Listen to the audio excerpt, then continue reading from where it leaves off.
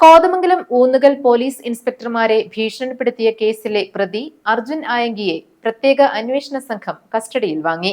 2 ദിവസത്തെ കസ്റ്റഡിയാണ് കോതമംഗലം കോടതി അനുവദിച്ചിരിക്കുന്നത്. ചോദ്യം ചെയ്യലും തെളിവെടുപ്പും പൂർത്തിയാക്കിയ ശേഷം വീണ്ടും കോടതിയിൽ ഹാജരാക്കും.